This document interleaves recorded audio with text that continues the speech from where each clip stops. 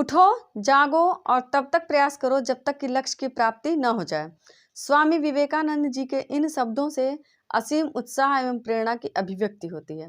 नमस्कार, मैं सोनी साहनी। आइए आज हम देखते हैं कि स्वामी विवेकानंद जी ने भारत के विषय में अपने किस प्रकार के विचार को अभिव्यक्त किया है। भारत विश्व गुरु था, है और रहेगा। स्वामी जी के इन विचारों को हम सत सत नमन करते हैं। स्वामी जी 12 जनवरी सन 1963 1863 को स्वामी जी का जन्म हुआ और उनकी माता के धार्मिक विचारों का, उनके स्वभाव का महर्षि विवेकानंद के ऊपर असीम प्रभाव था।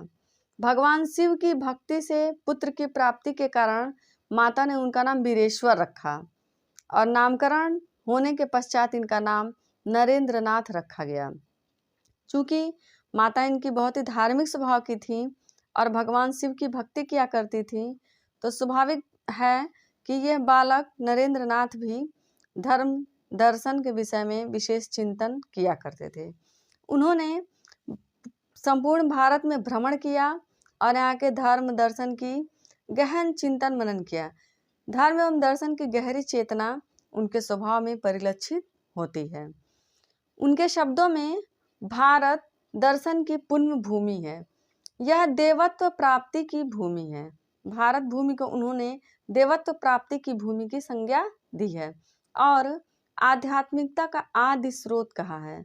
स्वामी विवेकानंद जी के शब्दों में यही वह भूमि है जहाँ ज्ञान तथा जिज्ञासा के अंकुर उगे थे। यही आत्मा की अमरता, एक परम पिता परमेश्वर की सत्ता, प्रकृति और मनुष्य के भीतर परमात्मा के सिद्धांत ने चरम शिखर को स्पर्श किया था। हमारे भारत भूमि पर ही धर्म तथा दर्शन के उच्चतम सिद्धांतों का निर्माण हुआ। स्वामी विवेकानंद जी ने कहा था कि हम लोग सौम्य स्वभाव के व्यक्ति हैं। हम सौम्य हिंदू हैं क्योंकि संपूर्ण विश्व पर हमारी मातृभूमि का महान ऋण है। इस पृथ्वी पर कोई दूसरी ऐसी जाति और देश नहीं जिसका इतना प्रभाव विश्व पर हो।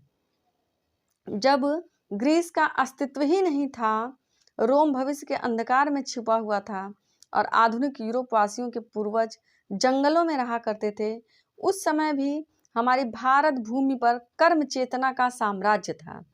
संसार की जातियों में केवल हम ही हैं जिन्होंने कभी दूसरों पर सैनिक विजय की प्राप्ति का पथ नहीं अपनाया और इसी कारण हम विशेष शक्ति एवं आशीर्वाद के पात्र हैं। महर्षि स्वामी विवेकानंद जी ने कहा, भारत देश को अमर भारत की संज्ञा दी जाती है।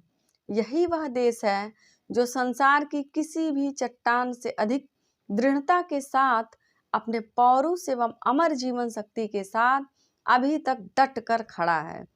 इसकी जीवन शक्ति भी आत्मा के समान ही अनादि अनंत एवं अमर है। हमें ऐसे देश की संतान होने का गौरव प्राप्त है जहाँ लोग शिक्षा प्राप्त करने प्राचीन काल से ही आ रहे हैं। इसीलिए भारत को विश्व गुरु की संज्ञा दी गई, जो कि अभी भी संभव है और इसको आगे भी बनाए रखा जा सकता है।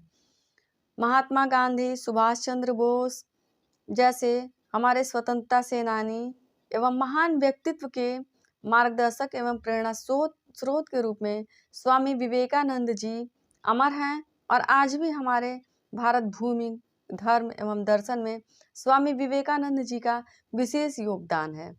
उनके विचारों, उनके कार्यों के कारण ही अमेरिका में उनके विचारों का बहुत सम्मान हुआ और अभी तक शिक्षा पर भी उनका विशेष प्रभाव बना हुआ है। आज के लिए इतना ही। धन्यवाद। नमस्कार।